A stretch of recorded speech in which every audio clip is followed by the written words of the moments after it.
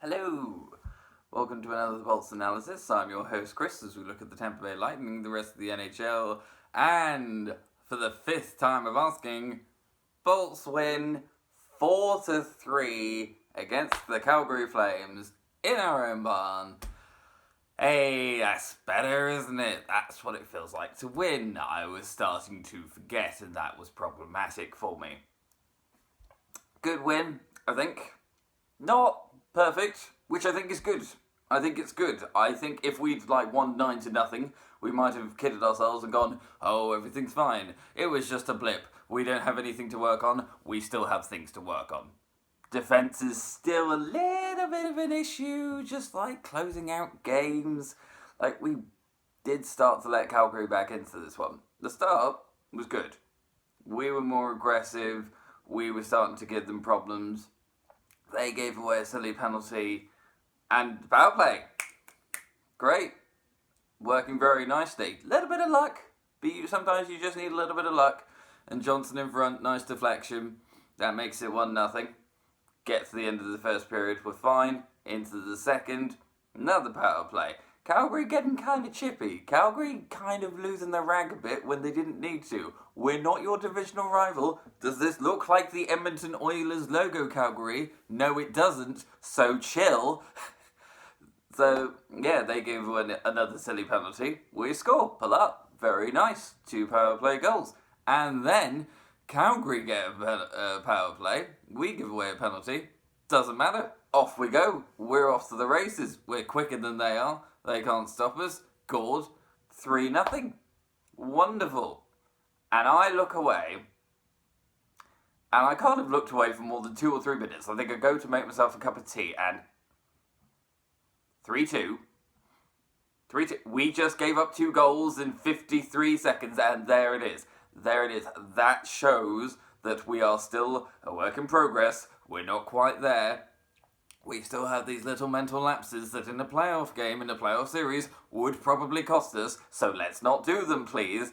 Thank you. The good thing about that, despite the fact that Mangiapane, etc., managed to get Calgary to within 1, not too long after, 4-2. Galorn. Very nice. Very nice on the breakaway. Again, just the speed. Don't think Calgary's defence was quite ready for sort of how much speed was going to come at them. And then it all got rather chippy towards the end of the second. Matthew Tkachuk doing his usual thing of, ooh, I'm going to be a nuisance, I'm going to be a nuisance. How many people in this league don't like me? How many? How many can we name? Cassian, Doughty, you get the idea. They're a bit of a sort of chippy side that likes to sort of, harass and sort of get, the other side in discipline. But I think in this case it just kind of showed that Calgary are kind of indisciplined and need to work on that. If they want to get out of the wild cards and into the top 3 of the Pacific. And then the third, I don't know. It wasn't bad.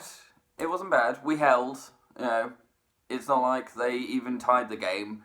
But just could have been a bit more sort of ruthless, I think. And the penalty that we gave away was silly. And to be fair, the power play clicked really well on that. I think it took them 5 or 6 seconds to score. Pretty quick. And I thought we should have had that empty netter, but when you look at it, it's offside. It's not often you see an offside call an empty netter, but it is what it is. Before Calgary made it 4-3, I think we should have made it 5-2. I'm not sure how Braden Point hit the post when it was an empty netter. Braden, come on, you're better than that. But still, overall, we shut it out, 4-3. That'll do. A win's a win. That's what we needed. We got the win. There's stuff to work on. We are going to have to adjust without Steven Stamkos. He's going to be out 6 to 8 weeks, and that's the optimistic forecast with the core muscles surgery that he's got to have tomorrow. So it's not all sunshine, lollipops, and rainbows in Tampa, but we're okay. We're okay. We are now on 87 points. And in terms of where does that leave us? A little bit stronger in terms of just making the playoffs. We're not going to catch Boston, I don't think. Even if we were to beat them twice this week, because we've got them twice this week, I still feel like they've got a bit too much of an advantage. It'd be great to beat them twice. I'm not saying we shouldn't. but they are looking pretty impressive. They managed to shut out the Islanders in Long Island 4-0. That's a statement in itself. So we're about 7 points behind the Bruins. We are still 11 points clear of Toronto, because Toronto did win. Toronto beat Vancouver, but we won as well, so that the gap stays the same. We are a little bit further clear of Florida. I think that's the important result, the result that's helped us last night. We are 14 points clear of Florida, because Florida did manage to tie it later on against Chicago. They did get a point, but they lost in the shootout, and I'm pretty sure that means that Florida haven't won at home in at least a month, possibly getting on for 2. It's been a while since Florida have managed to do anything in their own barn. They really need to work on that. They are slipping away from even a wild card, let alone third, at the moment. So Florida looking wobbly. We can capitalise on that. I think it's looking like a Tampa-Toronto playoff series for me. That's what I'm saying. I think Toronto are getting back into their sort of, it doesn't matter if our defence is wobbly, look at the top line. Look at how many goals we score. Have you met Austin Matthews? He's wonderful. That's probably what most Toronto fans will be telling you at the moment. They have moved on from the Zamboni gate, as I like to call it. So, looks like a Tampa-Toronto series. In terms of the rest of the Atlantic, they're all just kind of stumbling over, sort of just trying to get to the end of the season, really. I think Buffalo, unfortunately, that little good run has come to a shuddering halt. They lost to Vegas, they lost to Colorado, and they were 2-0 up against Arizona last night. They lost to Arizona as well. It was 5-2 Arizona. We can't really talk about losing to Arizona, but still, I think if we'd had a 2-0 lead against Arizona, we would have tried to hold that.